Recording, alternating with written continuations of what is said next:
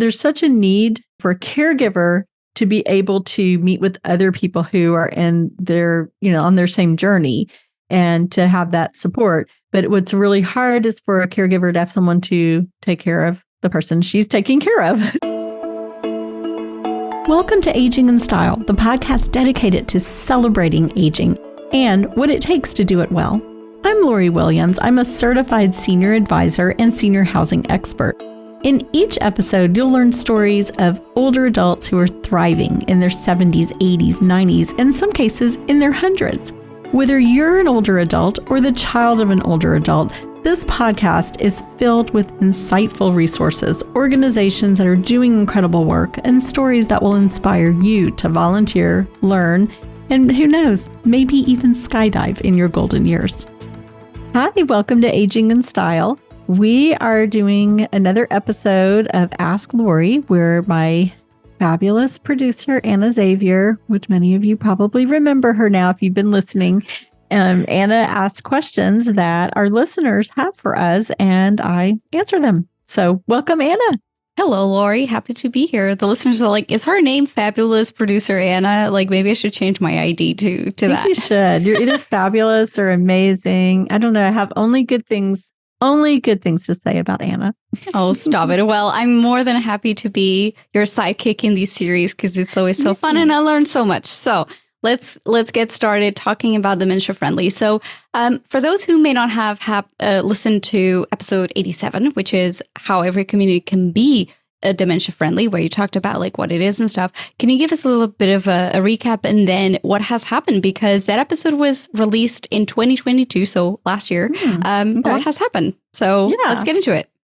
So Dementia Friendly is a nationwide initiative, and it's just to bring to every community education on dementia, because there's so many people, unfortunately, who have been diagnosed with dementia, and it's to let them to be more inclusive, basically, and know signs for businesses to know signs that someone may be struggling who has dementia, for churches to offer services specifically for people with dementia. And it's just to, like I said, just be more inclusive of those who are struggling with this disease. You were telling me that there's a program called Stepping Stones, right? Mm-hmm. So would you mind sharing a bit about that? Sure. So Stepping Stones is a program that started in Denton, which is not far from where we are in Flower Mound. It's just I guess another town in the area, North Texas area.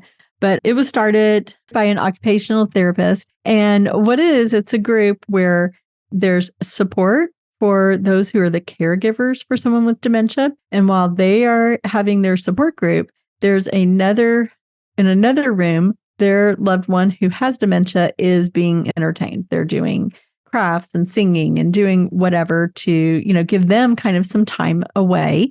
And there's certain criteria, like they have to be able to go to the bathroom on their own. They can't be so far advanced where, they need that type of care. So we kicked off Stepping Stones in Flower Mound at the Flower Mound Assisted Living on November 1st. And we had way more people than anticipated, definitely, far exceeded our expectations. And we're really excited about being able to bring this program to our community.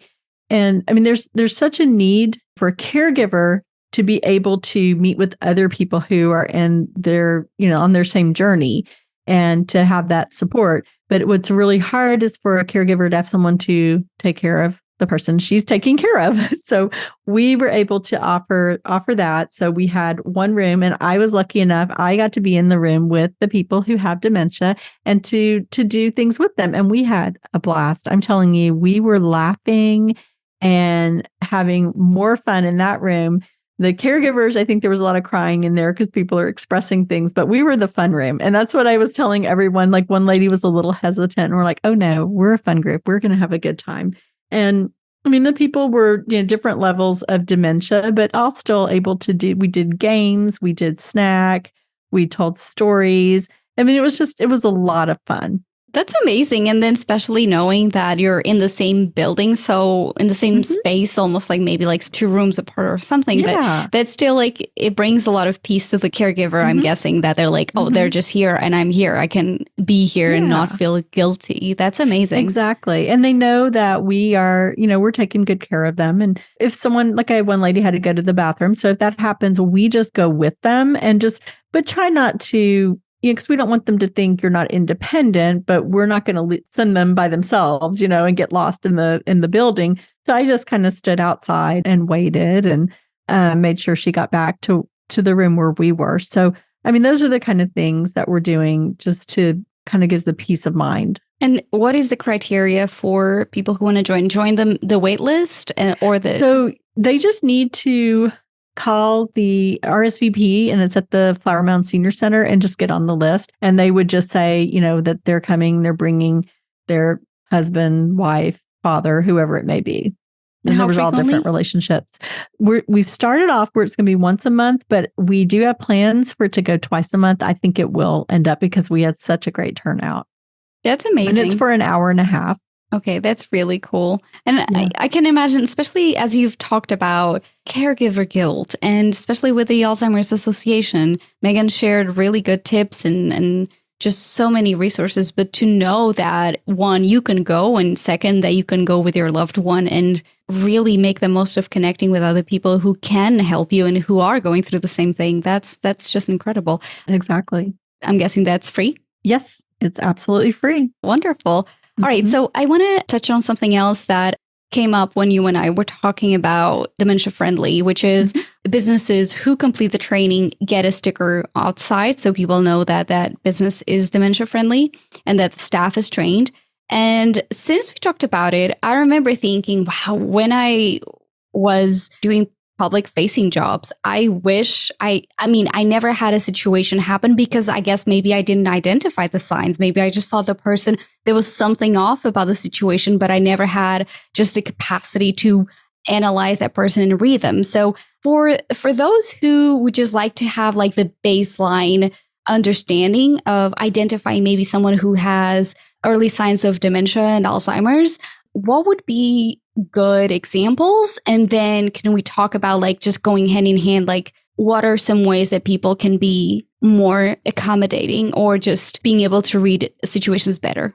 I mean, I think that's a great question. And it's hard to say, if you're just seeing someone interacting, if there is some dementia, but I mean, sometimes you can tell something's not quite as it should be. And so, I mean, I think the best example, and I may have shared this before, was I was at the grocery store one day and there was an older man ahead of me and he was trying to pay and he couldn't figure out how to put his credit card in. And I mean, he was just having a lot of difficulties, and the cashier was being very rude with him and very making him more anxious because she was getting so upset with him.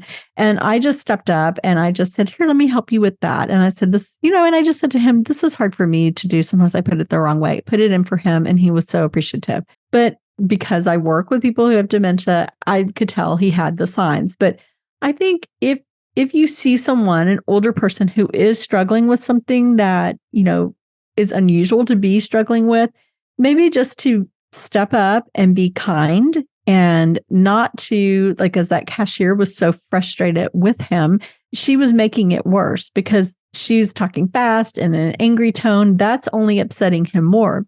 And I mean, I think it's important if someone, because you don't know, they could have dementia, they could have hearing loss. There's so many things that it could be, but to stop and slow down and speak clearly and look them in the eye. I think those are all really good tips for anyone, especially, someone who is older. And one of the things with the church services that they're doing is that they are shorter services. They're not as long. So they're taking into account, attention span, and they're doing more music. So those are just some of the ways that we're better serving our seniors who have dementia. Okay. I remember reading somewhere, actually, scrap that. I wasn't reading. I looked at that on TikTok, as most of us these days say, oh, I was reading an article. No, it was TikTok. That's funny. I remember looking at a video, and I think I even sent it to you because it seemed like someone was very confused, and they were like, "Oh, you're parked. That's my car. That's my car." The person was really struggling, and so I guess just in any scenario, just like having patience and just maybe is getting a manager in a store something that people should do, or should they try to reason with the person? What would if someone clearly seems like they're... I mean, if you're talking about reasoning, like if someone is out of control, then yeah, I would probably call a manager for that. But this gentleman was just confused, a little confused about how to put his credit card in. And, and it was just being made worse because the cashier was so upset with him and it was making him more nervous. But I mean, if someone is having, like they're yelling or they're so confused, which I've not seen that, knock on wood, but if something like that is happening, then yeah, that might be a good time to contact the manager and have someone else step in. But that's where having this training through Dementia Friendly would be so helpful, because you might be more, you're made aware that there are people, and lots of people more coming, that will have dementia, because we have all of our baby boomers now who are aging, and I'm one of them. So they call it the silver tsunami, all the older adults that are coming. So, I mean, I think it's very important to be aware of what dementia looks like and what could possibly be. And so if, let's say, I'm working at a supermarket or a restaurant or a regular business, like a bank or whatever, a business that is public facing, what would I do in order to get on the training list? You can contact Dementia Friendly. So Dementia Friendly has like different, I guess, chapters. Basically, we're Dementia Friendly Denton County, but there is a Dementia Friendly, a big one in Fort Worth that started first. So it's just, you would look in your area and you can go on, I think it's just dementiafriendly.com for the nationwide organization, and see if there is one in your area. And then you just have them come in and train you, and then you train your staff, or you can have your staff in there to train as well. One thing you mentioned about banks, that's a really good one, because a lot of times it's important for them to be aware if, they're used to seeing Mr. Jones come in and do his normal withdrawal. Then one day, what if he comes in and he withdraws, $30,000? That might be a red flag, because there's unfortunately so many people with bad intentions out there. It could be someone trying to scam him. So, it's anything out of character, would be worth noting. So that's one way that banks and financial institutions are educated. So is that for organizations who want the training? Do they have to pay a small fee, or is that free too? It's free. Amazing. Oh, wow. Like, why are not more people doing this? Wow. Exactly. And then, of course, we're a nonprofit. So if anyone wants to donate to help the cause, we can also have that listed where they can donate.